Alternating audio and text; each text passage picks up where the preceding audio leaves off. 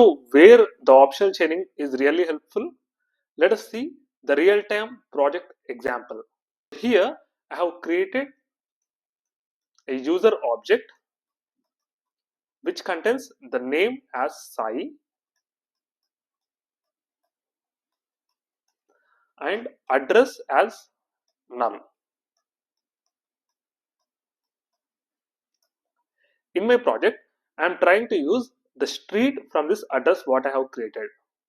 So let us see this. I will log this user dot address dot street. If I run this example, it will throw an error because address is null here.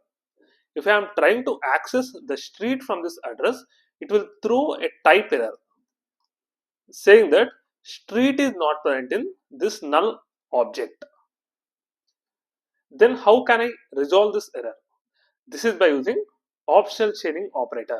So here I will use this question mark dot street to access the street from this address, so that if there is no address in this user, it will return as undefined and it will not throw any error to us.